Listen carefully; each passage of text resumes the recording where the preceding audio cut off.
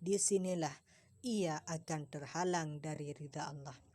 Penyebab yang kedua penghalang menerima ridha Allah adalah mengikuti nafsu. Faktor yang kedua adalah dorongan hawa nafsu. Allah berfirman, "Fakaifa idza tawaffathumul malaikatu yadribuna wujuhahum wa adbarahum. Dzalika bi annahum ittaba'u ma askhatallah wa karihu ridwanahu fa ahbata a'malahum."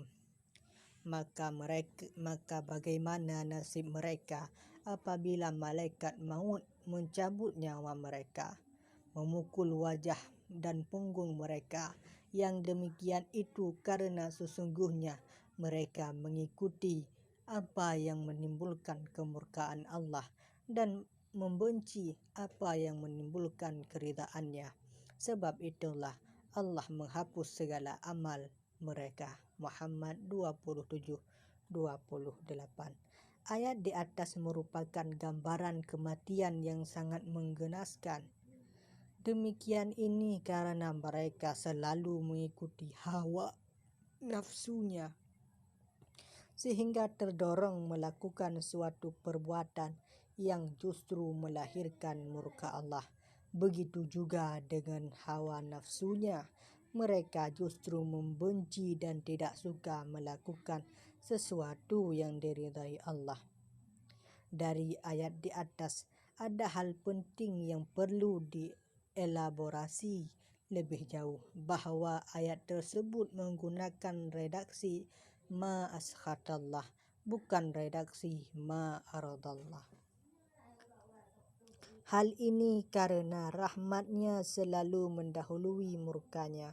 Artinya rahmat itulah yang mendatangkan keridhaannya dan murkanya datang belakangan, karena ia merupakan konsekuensi logis dari perbuatan dosa. Berbeda dengan ridha, ia diungkapkan dengan bentuk ridwanun sesuai dengan kaedah tafsir bahwa setiap kata yang mendapat tambahan alif dan nun menunjukkan kesempurnaan atau yang sebenarnya. Demikian ini karena keridhaan Allah adalah sifat yang melekat pada zat Allah. Begitu juga Al-Quran tidak mengungkapkan dengan bentuk sakhatallah sebagai ganti ma askhatallah, sebab kemurkaan bukanlah sifat yang melekat pada zat Allah. Ia hanyalah sebagai akibat dari perbuatan dosa. Dalam kaitan ini juga bahwa antonim dari ittiba'ur ridwanahu, mengikuti keredaannya, adalah ittiba'ul hawa, mengikuti hawa nafsu. Artinya ketika sebuah perbuatan dituntut untuk senantiasa mengikuti ridhanya, maka sebagai konsekuensinya ia harus berani menyampingkan dorongan hawa nafsu. Misalnya dalam kasus Bal'am bin Ba'ura yang menurut Ibnu Abbas, Ibnu Mas'ud dan Mujahid, ia adalah salah seorang ulama dari Bani Israel dan doanya sangat mustajabah. Bahkan ada yang menyebutnya nabi. Namun akhirnya seluruh ilmunya dicabut oleh Allah dan mati dalam keadaan kafir. Al-A'raf 175-176. Dalam hal ini ada dua sifat yang ditonjolkan Al-Quran. Yang pertama, akhlada ilal ardi, yaitu sikap yang condong kepada duniawi, luzumul maili ilal ardi. Dan kedua, ittaba'a hawahu, yaitu sikap memalingkan diri dari ayat-ayat Allah kepada apa yang diinginkan oleh hawa nafsu.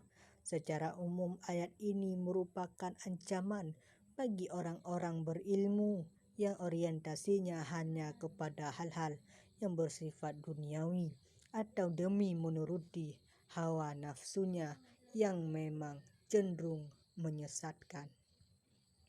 Kesimpulan, Dari pembahasan yang telah disebutkan, dapat disimpulkan bahwa ikhlas merupakan esensi dari ibadah, baik ritual maupun non-ritual. Tanpa keikhlasan, ibadah apapun tidak memiliki nilai sama sekali di hadapan Allah. Namun begitu, keikhlasan yang hakiki tetap menjadi rahasia Allah. Manusia dalam hal ini hanya berusaha secara sungguh-sungguh untuk memurnikan pengabdiannya kepada Allah dengan dibarengi doa kepadanya dengan penuh kepasrahan agar dijadikan sebagai seorang mukhlas, karena hanya yang mencapai tingkat inilah yang tidak bisa tergoda setan. Sementara ridha, meskipun dalam salah satu cakupan maknanya ada yang identik dengan ikhlas, namun secara umum ridha menyangkut perilaku fisik, sementara ikhlas adalah perilaku hati. Dalam hal ini, seorang hamba tidak diberi hak pilih apakah ia ridha atau tidak atas keputusan Allah atasnya. Di sinilah menjadi cukup jelas bahwa term radhiya yarda ridhan dipahami oleh para ulama dengan makna mardi atau mardu, bentuk isim maf'ul objek yang berarti yang diridai. Sebab yang dituntut bagi mereka adalah kesungguhan mereka untuk melakukan hal-hal yang dapat mendatangkan ridha Allah, bukan meridai atas apa yang dikehendaki Allah. Sementara berkaitan dengan antara ikhlas dan ridha secara graduatif bisa dijelaskan sebagai berikut. Pada langkah pertama, seseorang dituntut untuk senantiasa melakukan perbuatan-perbuatan yang diridai oleh Allah. Kemudian secara sungguh-sungguh ia berusaha menjaga hatinya agar senantiasa ikhlas dengan jalan menghindari hal-hal yang dapat mengotorinya seperti riya, sum'ah, dan ujub.